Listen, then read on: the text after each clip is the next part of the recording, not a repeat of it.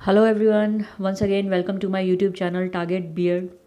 Guys, आज finally fourth practical का video आ गया है, reading and reflecting on text, जिसकी आप लोग बहुत दिनों से आई थिंक वेट कर रहे थे। बाकी तीनों फाइल्स का वीडियो भी आ चुका है, वो लाइव है अभी चैनल पे, आप देख सकते हैं। उनका लिंक मैं नीचे दे दूंगी, अगर आपने अभी तक नहीं देखा है तो आप देख सकते हैं। तो ये फोर्थ प्रैक्टिकल, तो आज आपके सारे चारों की चारों प्रैक्टिकल फाइल्स कवर हो जाएंगी। ठीक है, तो आइए जल्दी से स्टार्ट करते हैं। Reading and reflecting on text, let's start.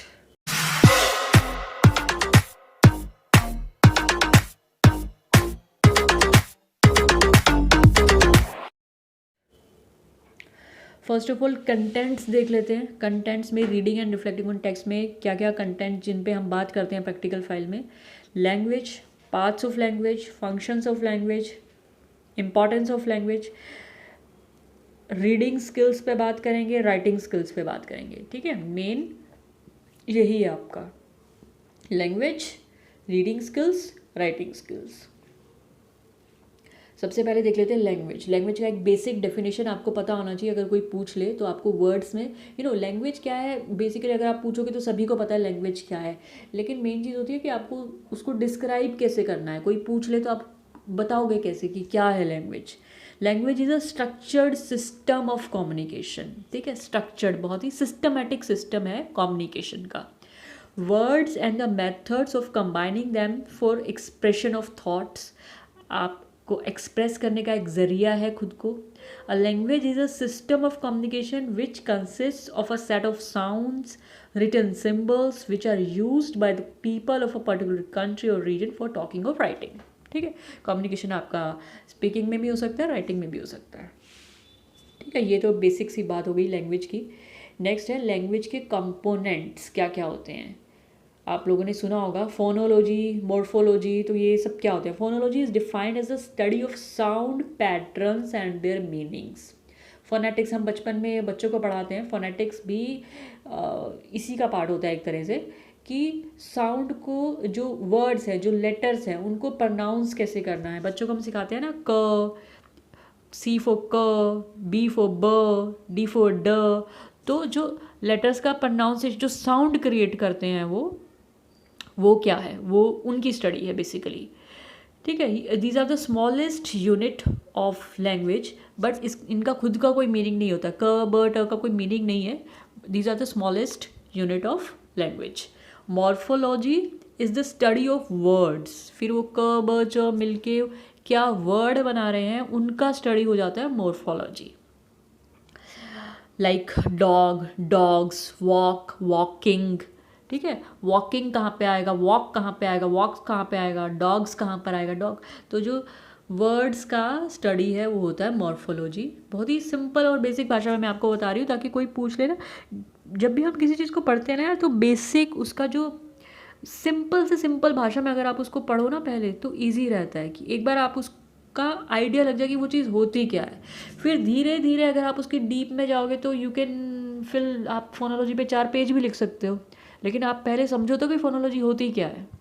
ठीक है, मॉर्फोलॉजी। उसके बाद आ गया syntax. Syntax is the study of sentences and phrases और how people put words into the right order so that they can communicate meaningfully. फिर उसके बाद वर्ड्स को हम मीनिंगफुल सेंटेंसेस कैसे बनाएंगे, स्ट्रक्चर्ड वे में कैसे रखेंगे कि वो एक मीनिंगफुल सेंटेंस बन जाए। ठीक है, बेसिकली सेंटेंसेस का आपका स्टडी होता है सिंटैक्स। ठीक है, यहाँ तक क्लियर हो गया। उसके बाद है functions of language. Functions of language का भी ना आपको मेरे चैनल में एक अलग से वीडियो मिल जाएगा जो सिर्फ फंक्शंस ऑफ लैंग्वेज पे, अगर आपको डिटेल में कुछ देखना हो तो उसमें भी आप जाके देख सकते हो। बेसिकली 3 ही है इसमें जिसके थ्रू हम लैंग्वेज को यूज़ करते हैं। एक्सप्रेसिव फंक्शन, नाम से ही पता लग जाएगा आपको इन सब चीज़ों का। एक्सप्रेस मतलब आपको खुद को एक्सप्रेस करना है, अपनी फीलिंग्स एक्सप्रेस करनी है, तो आप लैंग्वेज का सहारा लेंगे। ठीक है, वो हो गया एक्सप्रेसिव फंक्शन। इंफॉर्मेटिव फंक्शन, आप किसी तक कोई इन्फॉर्मेशन पहुंचा रहे हैं, जैसे हम न्यूज़ सुन रहे हैं, वो क्या है, इन्फॉर्मेटिव है। ठीक है, हमें वो वहाँ पे कुछ अपनी फीलिंग्स एक्सप्रेस नहीं कर रहे हैं, वो न्यूज़ सुना रहे हैं, हमें इन्फॉर्मेशन दे रहे हैं, तो वो गया informative function. Directive function, direction, जैसे आर्मी का लीडर अपने बाकी सोल्जर्स को डायरेक्ट करता है, ठीक है। टीचर स्टूडेंट्स को कभी कभी डायरेक्ट करते हैं, ऐसे करना है ऐसे करना है, तो वो हो गया डायरेक्टिव फंक्शन। तो ये आपके 3 फंक्शंस हो गए जो आपको याद रखने हैं, एक्सप्रेसिव, इन्फॉर्मेटिव और डायरेक्टिव, ठीक है। फंक्शंस के बाद हम देख लेते हैं importance of language. Importance of language का भी एक अलग से वीडियो बना हुआ है चैनल पे, वो भी आप देख सकते हैं। मैं आपको सिर्फ सिंपल डेफिनेशन बता रही हूँ, अगर वो समझ जाएंगे तो एलेबरेट करके तो आप खुद से भी काफ़ी कुछ लिख सकते हैं। लिंक लैंग्वेज है, ठीक है। आपको लिंक करने के लिए, एक दूसरे के साथ लिंक करने के लिए यू नीड अ लैंग्वेज, ठीक है। किसी भी इंसान के साथ लिंक करने के लिए, बात करने के लिए आपको लैंग्वेज की ज़रूरत है, तो लिंक लैंग्वेज है। International importance, English is said to be universal language. आप किसी भी कंट्री में चले जाएं, अगर आपको इंग्लिश आती है तो आपका काम चल जाएगा, ठीक है। क्योंकि इंग्लिश ऐसी लैंग्वेज है कि हर इंसान को थोड़ी बहुत तो आती होती है। तो इंटरनेशनल इंपॉर्टेंस बहुत है इसका। एजुकेशनल इंपॉर्टेंस, देखिए आपको 5th 7th 8th तक तो आप हिंदी मीडियम में पढ़ सकते हैं, लेकिन अगर आपको हायर स्टडीज़ में जाना है तो इंग्लिश का आना ज़रूरी है। बिकॉज साइंस, मेडिसिन, इंजीनियरिंग, इन सब कोर्सेज़ में अगर जाना है तो आपका इंग्लिश का आना ज़रूरी है। इंग्लिश में ही ये कोर्स बनाए गए हैं। Cultural importance, English helps to bring people of diverse cultures closer to each other, ठीक है। इंग्लिश ऑल्सो हेल्प करता है कि आप डिफरेंट कल्चर्स को समझ सके। किसी और कल्चर में जा रहे हैं, आपको उनका लैंग्वेज नहीं आता बट इंग्लिश आती है, तो आप उनके कल्चर को समझ सकते हो, ठीक है। English at administrative level, higher level पे जाएंगे, ऑफिस में जाएंगे, गवर्नमेंट के ऑफिस में भी आजकल इंग्लिश काफ़ी हद तक यूज़ हो रही है, तो इंग्लिश का आना वहाँ पर भी ज़रूरी है। English in our social life में तो इंग्लिश ज़रूरी है ही। आप कहीं पे भी जाते हैं, किसी पार्टी फंक्शन कहीं भी जाते हैं, तो इंग्लिश बहुत ही बेसिक चीज़ हो गई है, आपको थोड़ा बहुत इंग्लिश बोलना आना चाहिए। English opens new career opportunities, कहीं भी इंटरव्यू देने जाओगे तो यार इंग्लिश में ही मोस्टली इंटरव्यूज़ होते हैं, तो वहाँ पर भी इंग्लिश का आना ज़रूरी है।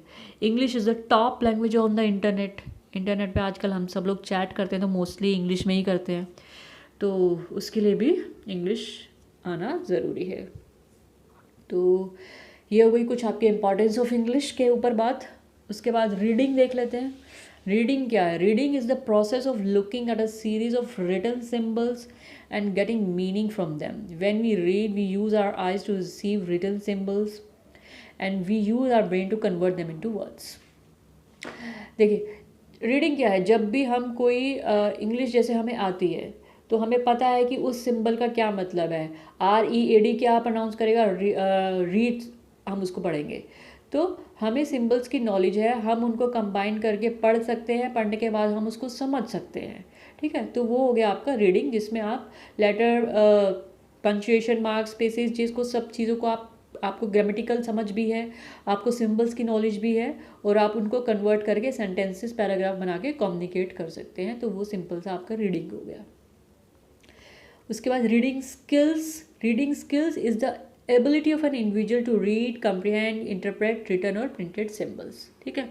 आप रीड कर सकते हैं अच्छे से, इंटरप्रेट कर सकते हैं अच्छे से, प्रोनाउंस कर सकते हैं, तो आपकी रीडिंग स्किल्स अच्छी हैं। Reading consist of 3 elements, symbol, sound and sense, ठीक है। सिंबल क्या है?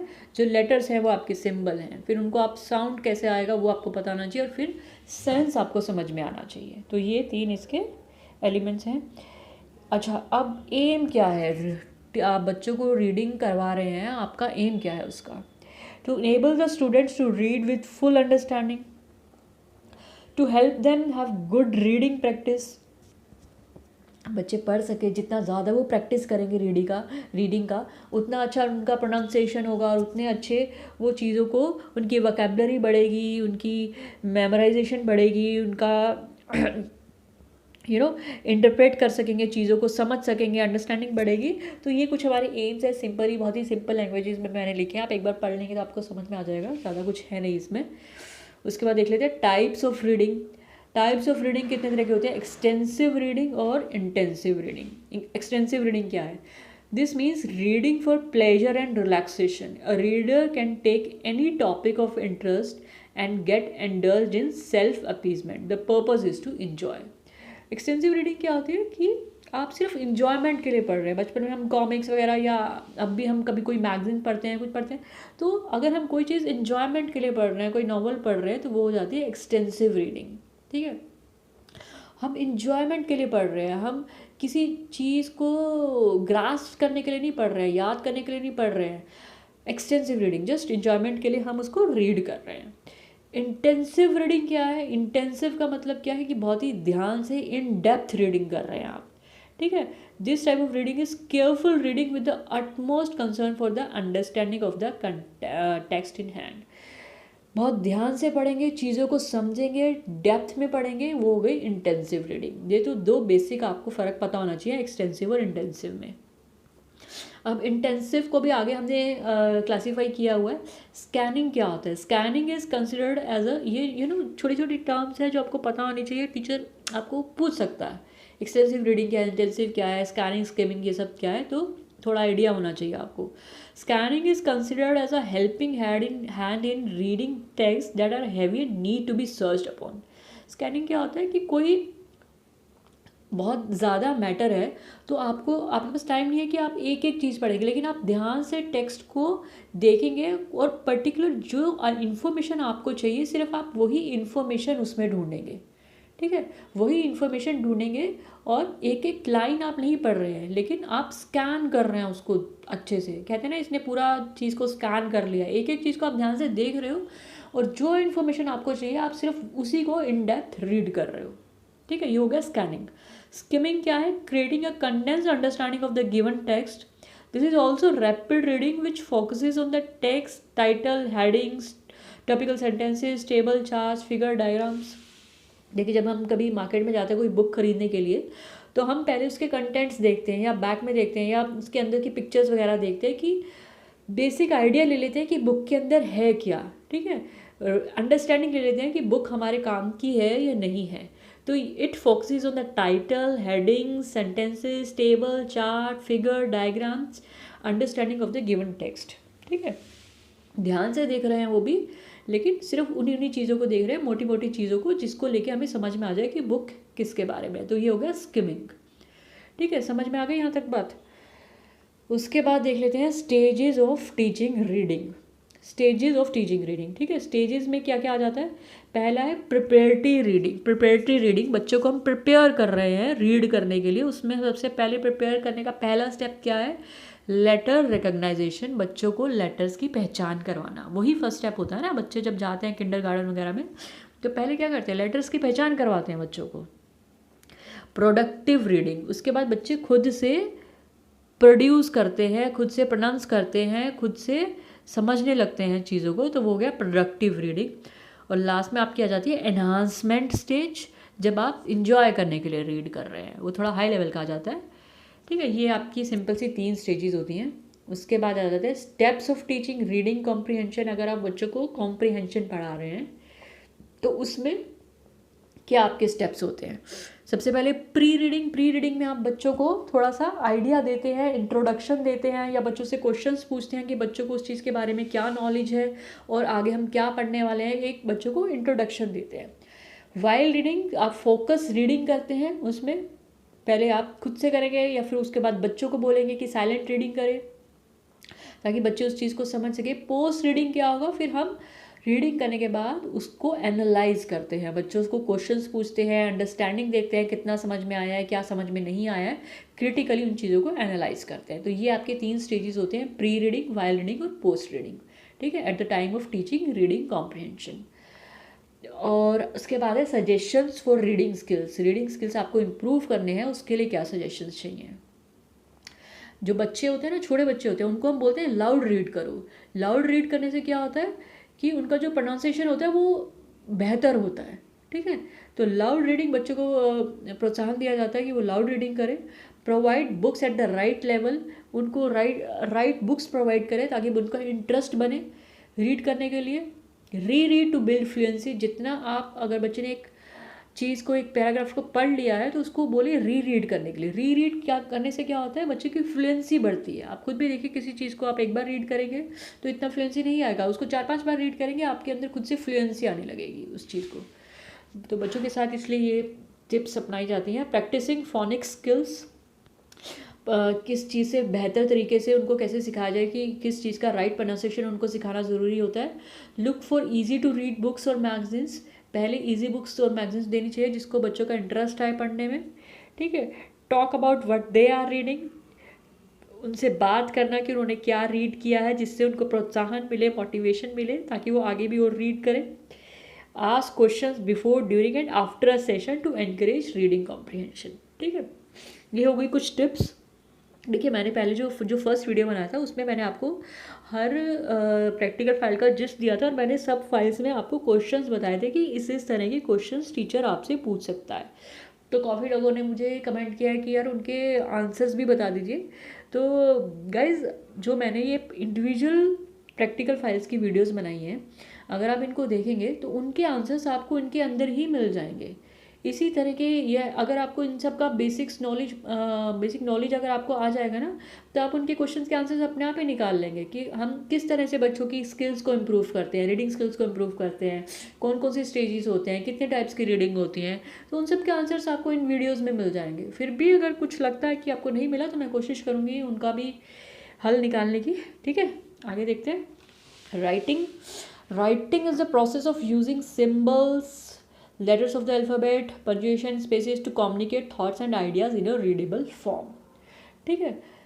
अभी रीडिंग हमने देखा, अब राइटिंग देखना है कि सिंबल्स उन सब चीज़ों को हमें लिखना आना चाहिए ताकि वो रीडेबल फॉर्म में होना चाहिए ताकि कोई उसको रीड कर सके, ठीक है। उनका लिखने का ग्रामेटिकली और उनका जो मतलब है वो सही निकलना चाहिए ताकि जो पढ़ रहा है उसको समझ में आए कि क्या लिखा है, ठीक है। Writing skills are an important part of communication. Good writing skills allow you to communicate your message with clarity and ease to a far larger audience, ठीक है। राइटिंग जो है फार लार्जर ऑडियंस तक पहुंचने के लिए राइटिंग स्किल्स का use किया जाता है। जैसे न्यूज़पेपर है, न्यूज़पेपर तो पूरे इंडिया भर में जाता है, तो वो क्या है कि आप एक लार्ज ऑडियंस तक पहुंच रहे हैं अपने राइटिंग स्किल्स के थ्रू, ठीक है। उसके बाद देखते हैं stages of teaching writing skills. Writing skill के क्या क्या स्टेजेस होते हैं। सबसे पहले क्या है, ट्रेनिंग टू पेनमैनशिप। पेनमैनशिप क्या है, जो बच्चे बहुत छोटे होते हैं तो उनको पेन पकड़ना सिखाया जाता है, ठीक है। सबसे पहले बच्चों को क्या सिखाया जाता है कि पेन पेंसिल कैसे पकड़ी जाती है, ठीक है। उसके बाद वो क्या करते हैं, पेंसिल से स्क्रिबल करना स्टार्ट करते हैं जिससे उनका ग्रिप बनता है, कैसे ग्रिप करना है, कैसे पेंसिल चलानी है। धीरे धीरे स्क्रिबलिंग के बाद फिर वो लेटर्स लिखना शुरू करते हैं, लेटर राइटिंग आ जाता है। लेटर राइटिंग के बाद फिर वर्ड्स और फिर सेंटेंसेस, फिर मैच्योर स्टाइल ऑफ राइटिंग आ जाता है, ठीक है। तो ये स्टेजेस होते हैं कुछ आपके राइटिंग स्किल्स पे भी मैंने एक अलग से वीडियो बनाया हुआ है मेरे चैनल में, वो भी देख सकते हैं आपको अगर कुछ इन डेप्थ में देखना है तो। उसके बाद है suggestions to improve handwriting improve करने के क्या सजेशन है। Correct habits of writing should be cultivated in the students at an early stage. बचपन से ही आप ये जो हैबिट होती है ना राइटिंग, गुड हैंड राइटिंग की, वो बचपन से ही बनती है। अब इस एज में अगर आप चाहेंगे कि राइटिंग, ऐसा नहीं है कि नहीं हो पाएगा, बट बहुत मुश्किल आएगा इस एज में राइटिंग इम्प्रूव करने के लिए। लेकिन बचपन में जब बच्चे सीख रहे होते हैं तभी से अगर उनको आदत डाल दी जाए गुड हैंड राइटिंग की, उनको राइटिंग प्रैक्टिस करवाई जाए तो बहुत ईजी रहता है उनके लिए गुड हैंड राइटिंग को पकड़ना। Students should sit in the proper posture while writing.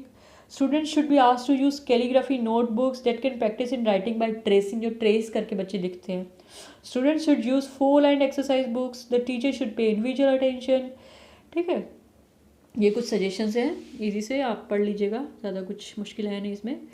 तो ये था गाइज आज का वीडियो रीडिंग, राइटिंग और आपका लैंग्वेज के ऊपर।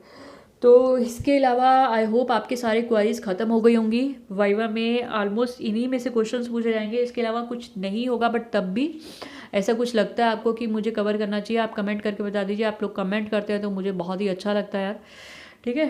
तो चलिए जल्दी से मिलेंगे फिर एक और नए वीडियो में, तब तक के लिए thank you so much, have a nice day, good bye.